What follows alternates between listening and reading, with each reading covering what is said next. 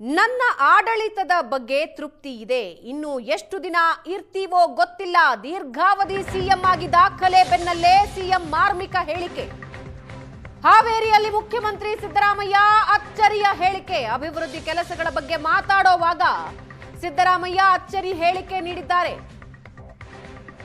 ಜನರ ಆಶೀರ್ವಾದದಿಂದ ನಾನು ಇಲ್ಲಿವರೆಗೂ ಬಂದಿದ್ದೀನಿ ಅಂತ ಸಿಎಂ ಹೇಳಿದ್ದು. ಇನ್ನು ಎಷ್ಟು ದಿನ ಇರ್ತೀವೋ ಗೊತ್ತಿಲ್ಲ ಅಂದಿದ್ದಾರೆ ಸಿಎಂ ಸಿದ್ದರಾಮಯ್ಯ.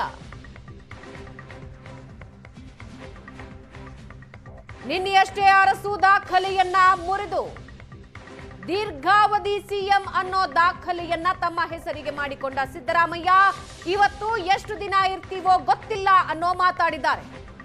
ಜನರ ಆಶೀರ್ವಾದ ಇದ್ರೆ ಮುಂದೆಯೂ ಮುಂದುವರಿಯುತ್ತೇವೆ ಅಂತ ಸಿಎಂ ಹೇಳಿದ್ದು. ನಾನು ಕೊಟ್ಟ ಆಡಳಿತದ ಬಗ್ಗೆ ತೃಪ್ತಿ ಇದೆ ಅಂದಿದ್ದಾರೆ.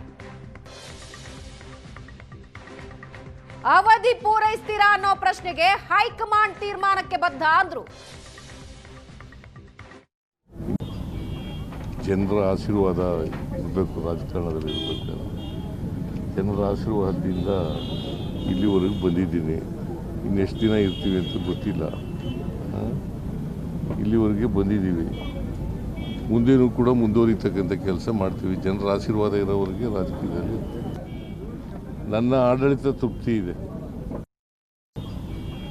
ಜನರ ಆಶೀರ್ವಾದ ಇರಬೇಕು, ರಾಜಕಾರಣದಲ್ಲಿ ಇರಬೇಕು. ಜನರ ಆಶೀರ್ವಾದದಿಂದ ಇಲ್ಲಿವರೆಗೂ ಬಂದಿದ್ದೀನಿ. ಇನ್ನೆಷ್ಟು ದಿನ ಇರ್ತೀವಿ ಅಂತ ಗೊತ್ತಿಲ್ಲ. ಇಲ್ಲಿವರೆಗೆ ಬಂದಿದ್ದೀವಿ, ಮುಂದೇನೂ ಕೂಡ ಮುಂದುವರಿತಕ್ಕಂಥ ಕೆಲಸ ಮಾಡ್ತೀವಿ. ಜನರ ಆಶೀರ್ವಾದ ಇರೋವರೆಗೆ ರಾಜಕೀಯದಲ್ಲಿ ನನ್ನ ಆಡಳಿತ ತೃಪ್ತಿ ಇದೆ. ಜನರ ಆಶೀರ್ವಾದ ಇರಬೇಕು, ರಾಜಕಾರಣದಲ್ಲಿ ಇರಬೇಕು. ಜನರ ಆಶೀರ್ವಾದದಿಂದ ಇಲ್ಲಿವರೆಗೂ ಬಂದಿದ್ದೀನಿ. ಇನ್ನೆಷ್ಟು ದಿನ ಇರ್ತೀವಿ ಅಂತ ಗೊತ್ತಿಲ್ಲ. ಇಲ್ಲಿವರೆಗೆ ಬಂದಿದ್ದೀವಿ, ಮುಂದೇನೂ ಕೂಡ ಮುಂದುವರಿತಕ್ಕಂಥ ಕೆಲಸ ಮಾಡ್ತೀವಿ. ಜನರ ಆಶೀರ್ವಾದ ಇರೋವರೆಗೆ ರಾಜಕೀಯದಲ್ಲಿ ನನ್ನ ಆಡಳಿತ ತೃಪ್ತಿ ಇದೆ. ಇವಾಗ ಇನ್ನಷ್ಟು ಡೀಟೇಲ್ಸ್ ಹಂಚ್ಕೊಳ್ತಾರೆ ನಮ್ಮ ಪೊಲಿಟಿಕಲ್ ಬ್ಯೂರೋ ಹೆಡ್ ಆನಂದ್ ಬೈದನ್ ಮನೆ ಸಂಪರ್ಕದಲ್ಲಿದ್ದಾರೆ. ಆನಂದ್, ನಿನ್ನೆಯಷ್ಟೇ ಅರಸು ದಾಖಲೆ ಮುರಿದು ಆ ದಾಖಲೆನ ತಮ್ಮ ಹೆಸರಿಗೆ ಬರೆಸ್ಕೊಂಡ್ರು ಸಿದ್ದರಾಮಯ್ಯ ಅವರು. ಆದ್ರೆ ಈಗ ಎಷ್ಟು ದಿನ ಇರ್ತೀವೋ ಇಲ್ವೋ ಗೊತ್ತಿಲ್ಲ ಅನ್ನೋ ಮಾತಾಡ್ತಾ ಇದ್ದಾರೆ. ಈ ಬದಲಾವಣೆಯ ಮುನ್ಸೂಚನೆನಾ ಏನಿದು? ಮುಖ್ಯಮಂತ್ರಿ ಸಿದ್ದರಾಮಯ್ಯರು ಕಳೆದ 40 ವರ್ಷಗಳಿಂದಲೂ ಕೂಡ ರಾಜ್ಯ ರಾಜಕಾರಣದಲ್ಲಿದ್ದಾರೆ. ಬೇರೆ ಬೇರೆ ಹುದ್ದೆಗಳನ್ನು ಕೂಡ ಅವರು ಅನುಭವಿಸಿದ್ದಾರೆ. ಬಹಳ ಮುಖ್ಯವಾಗಿ ದೇವರಾಜ ಅರಸು ಅವರ ದಾಖಲೆಯನ್ನ ಸರಿಗಟ್ಟಿರತಕ್ಕಂಥ ಹಿನ್ನೆಲೆಯಲ್ಲಿ ಅತಿ ದೀರ್ಘಾವಧಿಯ ಮುಖ್ಯಮಂತ್ರಿ ಅಂತಕ್ಕಂಥ ಹೆಸರನ್ನ ಅವರು ಮಾಡಿದ್ದಾರೆ. ಆದರೆ ಇವತ್ತು ಅವರು ಹಾವೇರಿಯಲ್ಲಿ ಕೊಟ್ಟಿರ್ತಕ್ಕಂಥ ಹೇಳಿಕೆ ಒಂದು ರೀತಿ ರಾಜ್ಯ ರಾಜಕಾರಣಕ್ಕೆ ಮತ್ತೊಂದು ರೀತಿ ಚರ್ಚೆಯನ್ನು ಹಾಕುವ ರೀತಿಯಲ್ಲಿ ಅವರು ಹೇಳಿಕೆಯನ್ನು ಕೊಟ್ಟಿರ್ತಕ್ಕಂಥದ್ದು ಅಂತೇಳಿ ವಿಶ್ಲೇಷಣೆ ಮಾಡಲಾಗ್ತದೆ. ಯಾಕೆಂತಂದ್ರೆ ಸಿದ್ದರಾಮಯ್ಯರು ಮುಂದೆ ಎಷ್ಟು ದಿನ ಇರ್ತೀನಿ ಅಂತಕ್ಕಂಥದ್ದು ಗೊತ್ತಿಲ್ಲ, ಆದ್ರೆ ಜನರ ಆಶೀರ್ವಾದ ಇಲ್ಲಿ ತನಕ ಬಂದಿದ್ದೀನಿ ಅಂತಕ್ಕಂಥ ಮಾತನ್ನ ಹೇಳಿದ್ದಾರೆ. ಇದನ್ನ ಒಂದೇ ಆಂಗಲ್ ಅಲ್ಲಿ ಅಂದ್ರೆ ಇದ್ರ ಆಡಳಿತ ತೃಪ್ತಿಕರವಾಗಿದೆ ಅಂತಕ್ಕಂಥ ಮಾತು ಹೇಳಿರುವಂತಹ ಸಿದ್ದರಾಮಯ್ಯರು ಇದು ಸುದೀರ್ಘ ರಾಜಕಾರಣ ನನಗೆ ತೃಪ್ತಿ ಕೊಟ್ಟಿದೆ, ಇಲ್ಲಿ ತನಕ ಬಂದಿದ್ದೇನೆ ಅಂತಕ್ಕಂಥ ಮಾತನ್ನು ಹೇಳೋದ್ರ ಮೂಲಕ ಮುಂದೆ ಇಲ್ಲಿ ತನಕ ಇರ್ತೇನೆ ಅಂತಕ್ಕಂಥ ಸ್ಪಷ್ಟತೆ ಇಲ್ಲ. ಆದ್ರೆ ಆಗಿದ್ದೆಲ್ಲವೂ ಕೂಡ ಒಳ್ಳೆದಕ್ಕೆ ಅನ್ನುವ ರೀತಿಯ ಆಂಗಲ್ ಅಲ್ಲೂ ಕೂಡ ಈ ಹೇಳಿಕೆಯನ್ನು ಕೊಟ್ಟಿರ್ಬೋದು, ಅಥವಾ ಹೈಕಮಾಂಡ್ ನಿರ್ಧಾರಕ್ಕೆ ಬದ್ಧ ಅಂತಕ್ಕಂಥ ಮಾತು ಹೇಳಿರ್ತಕ್ಕಂಥ ಸಿದ್ದರಾಮಯ್ಯರು ಎಲ್ಲಿವರೆಗೆ ಹೈಕಮಾಂಡ್ ಆಶೀರ್ವಾದ ಮಾಡುತ್ತೋ ಅಲ್ಲಿ ತನಕ ನಾನು ಅಧಿಕಾರದ ಇರ್ತೀನಿ ಅಂತಕ್ಕಂಥ ಸಂದೇಶವನ್ನು ಕೂಡ ಕೊಟ್ಟಿದ್ದಾರೆ. ಅಂದ್ರೆ ತಾವು ಇಲ್ಲಿ ತನಕ ಬಂದಿರತಕ್ಕಂಥದ್ದೇ ದೊಡ್ಡ ಸಾಧನೆ ಅನ್ನುವ ರೀತಿಯಲ್ಲಿ ಅವರು ಹೇಳುವ ಜೊತೆಗೆ ಹೈಕಮಾಂಡ್ ಆಶೀರ್ವಾದ ಎಲ್ಲಿ ತನಕ ಇರುತ್ತೋ ಅಲ್ಲಿ ತನಕ ನಾನು ಇರ್ತೇನೆ ಅನ್ನುವಂತ ಮಾತನ್ನು ಕೂಡ ಹೇಳದಂಗಿದೆ.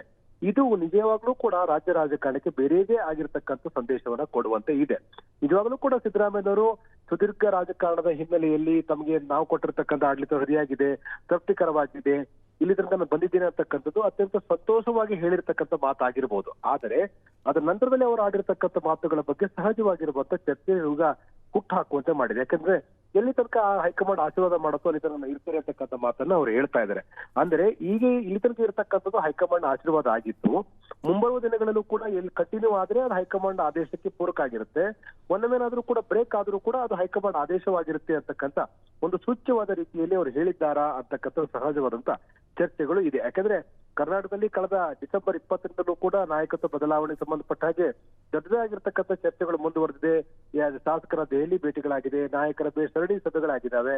ಹಾಗಾಗಿ ಹೈಕಮಾಂಡ್ ಇನ್ನೂ ಕೂಡ ಅಂತಿಮ ನಿರ್ಧಾರ ತೆಗೆದುಕೊಳ್ಳದೇ ಇರತಕ್ಕಂಥ ಈ ಸಂದರ್ಭದಲ್ಲಿ ಸಿದ್ದರಾಮಯ್ಯರು ಅರಸು ದಾಖಲೆಯನ್ನ ಸರಿಗಟ್ಟಿ ಅತಿ ದೀರ್ಘಾವಧಿಯ ಮುಖ್ಯಮಂತ್ರಿ ಅಂತ ಹೇಳಿ ಸಾಧನೆ ಮಾಡಿದಂತ ಬೆನ್ನಲ್ಲೇ ಹಾವೇರಿ ಕೊಟ್ಟಿರ್ತಕ್ಕಂಥ ಬೇರೆ ಬೇರೆ ರೀತಿಯಾಗಿರ್ತಕ್ಕಂಥ ವ್ಯಾಖ್ಯಾನ ಕಾರಣ ಆಗಿದೆ. ಒಂದಂತೂ ಸ್ಪಷ್ಟ, ಸಿದ್ದರಾಮಯ್ಯವರು ಯಾವುದೇ ರೀತಿಯಾಗಿರ್ತಕ್ಕಂಥ ಹೇಳಿಕೆ ಕೊಟ್ಟರು ಕೂಡ ಅದು ರಾಜಕೀಯ ವಲಯದಲ್ಲಿ ಬೇರೆ ರೀತಿಯಾಗಿರುವಂತಹ ಚರ್ಚೆ ಕಾರಣ ಆಗ್ತಿರುವಂತಹ ಹಿನ್ನೆಲೆಯಲ್ಲಿ ಮತ್ತು ಇವತ್ತು ಅವರು ಹಾವೇರಿಯಲ್ಲಿ ಕೊಟ್ಟಿರತಕ್ಕಂಥ ಹೇಳಿಕೆಯು ಅವರ ಆಡಳಿತ ತೃಪ್ತಿಕರ ಮನಸ್ಥಿತಿಯ ಒಂದು ಮುಂದುವರೆದ ಭಾಗವೋ ಅಥವಾ ರಾಜಕಾರಣದಲ್ಲಿ ಏನ್ ಬೇಕಾದ್ರೂ ಆಗಬಹುದು ಅಂತಕ್ಕಂಥ ಸಂದೇಶದ ಭಾಗವೋ ಅಂತಕ್ಕಂಥ ಚರ್ಚೆ ಶುರುವಾಗಿದೆ.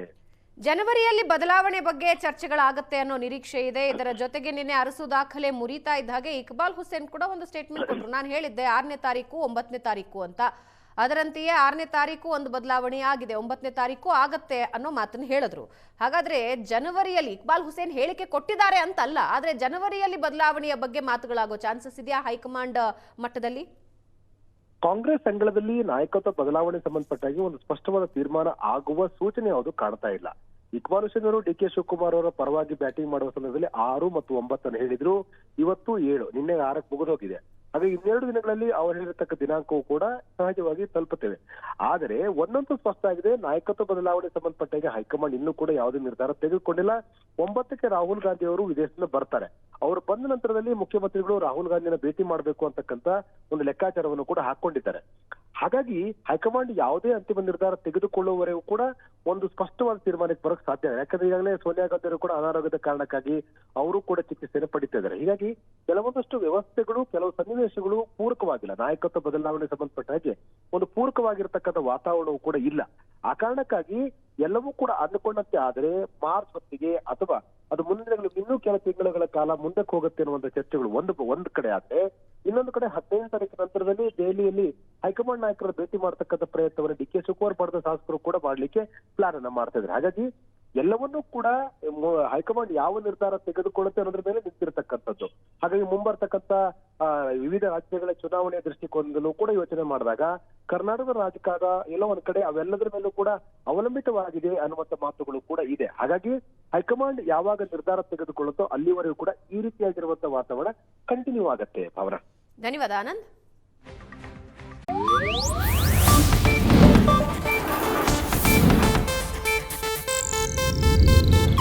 ಇದು ಏಷ್ಯಾನೆಟ್ ನ್ಯೂಸ್ ನೆಟ್ವರ್ಕ್ ಪ್ರಸ್ತುತಿ.